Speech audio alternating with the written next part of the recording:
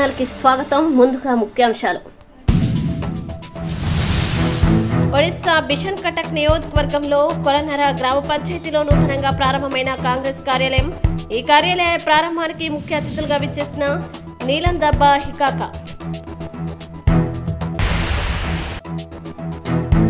YSRCP party అధినేత విమర్శలకి BJP భయపడదంటున్న Rajya Sabha సభ్యులు MP GVL Narasimha Rao. Odisha Rayagada జిల్లా మిషన్ కాడికి నియోజకవర్గంలో కొలన గ్రామ పంచాయతీలో కాంగ్రెస్ పార్టీ కార్యాలయం నూతనంగా ప్రారంభమైంది। ఈ కార్యాలయ ప్రారంభానికి బిషన్ కటక్ నియోజకవర్గం కాంగ్రెస్ పార్టీ ఎమ్మెల్యే నీలందబ్బా హికాక ముఖ్య అతిథిగా విచ్చేసి ఈ కార్యాలయాన్ని ప్రారంభించారు। వీరితో పాటు నియోజకవర్గంలో ఉన్న కాంగ్రెస్ పార్టీ కార్యకర్తలు ఈ కార్యక్రమంలో పెద్ద ఎత్తున పాల్గొన్నారు।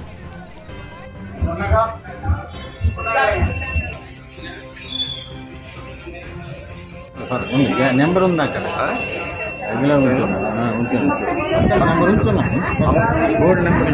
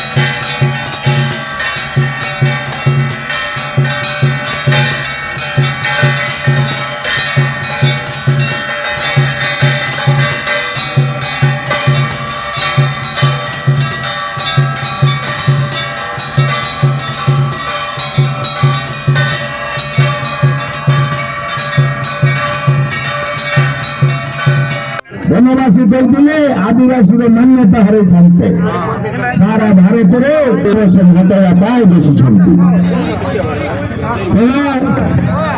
से सांसद प्राप्त सप्तगिरी शंकर इलाका महोदय को एवं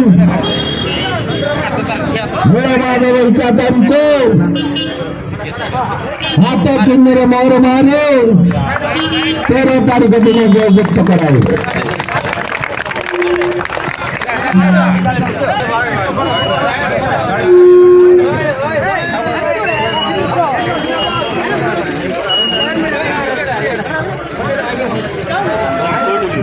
देखिए भैया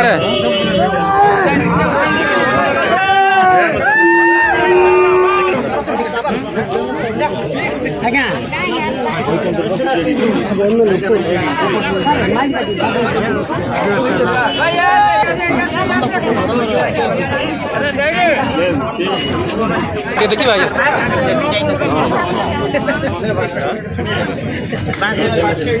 हेलो सभी कांग्रेस जिंदाबाद राहुल गांधी जिंदाबाद सुप्रीम लीडर जिंदाबाद बुद्ध पंडित जिंदाबाद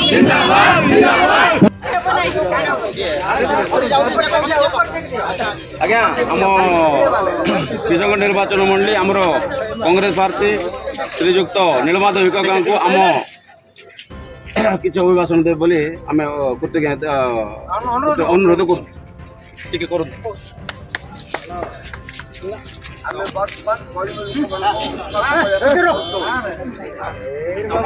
नमस्कार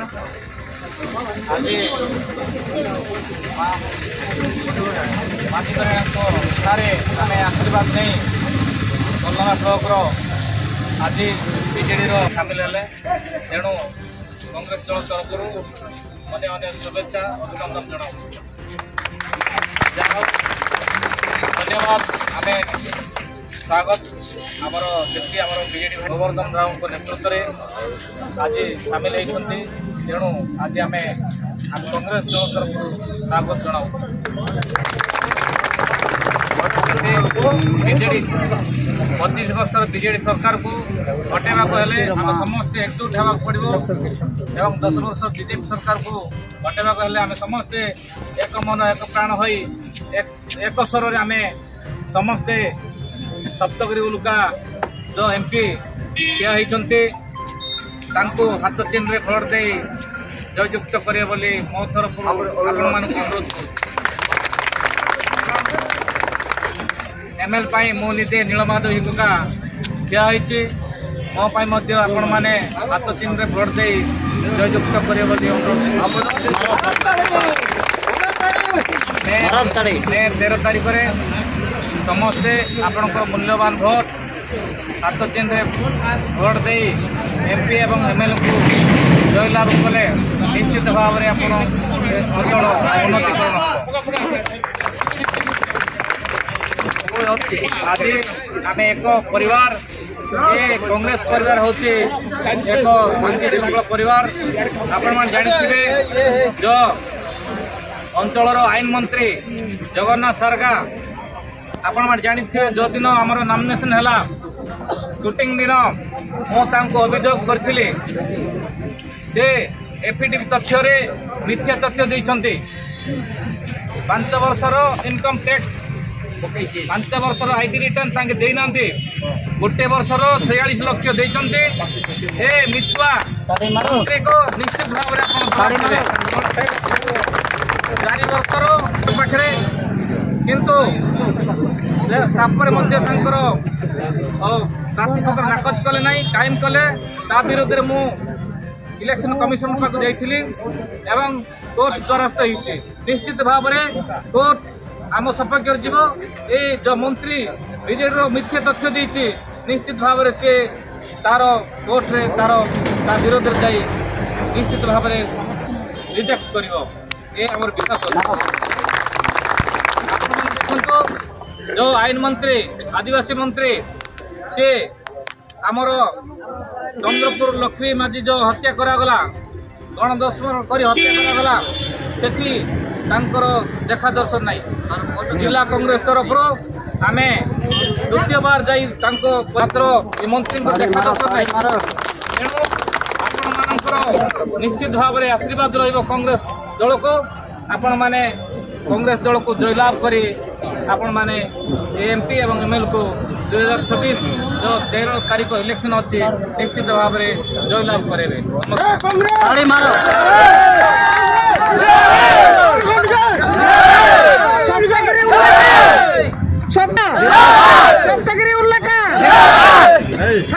वोट दिया रवि कुमार जिंदाबाद जिंदाबाद जिंदाबाद जिंदाबाद जिंदाबाद जिंदाबाद जिंदाबाद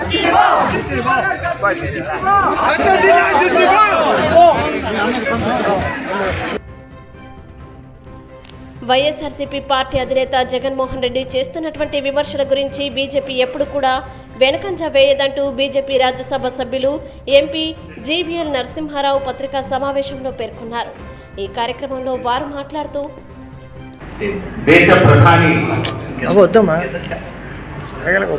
నరేంద్ర మోదీ గారి ఎన్నికల పర్యటన తర్వాత ఆంధ్రప్రదేశ్ ఎన్నికల ముఖ చిత్రం మారిపోయింది। మొన్న అమిత్ షా గారు ధర్మవరంలో, నిన్న గౌరవ ప్రధానమంత్రి నరేంద్ర మోదీ గారు రాజమండ్రిలో, అనకాపల్లిలో చేసిన ఎన్నికల పర్యటనలో దేశంలో మరొకసారి పెద్ద మెజారిటీతో మోదీ గారి నాయకత్వంలో ఎన్డీఏ ప్రభుత్వం ఏర్పడుతుందన్నటువంటి ధీమా ముందుగానే ఉంది। రాష్ట్రంలో కూడా డబుల్ ఇంజిన్ సర్కార్ ఎన్డీఏ ప్రభుత్వం తప్పనిసరిగా ఏర్పడుతుంది అనేటువంటి ప్రధాని నరేంద్ర మోదీ గారి చేసినటువంటి వ్యాఖ్యలతో రాష్ట్రంలో రాజకీయం పూర్తిగా ఎన్డీఏకు అనుకూలంగా మారింది. ప్రధాని నరేంద్ర మోదీ గారికి ఉన్నటువంటి విశ్వసనీయతని దేశ ప్రజల్లో నరేంద్ర మోదీ గారు అంటే నిజాయితీకి మారుపేరు, నిజాయితీకి నిలువెత్తు నిదర్శనం.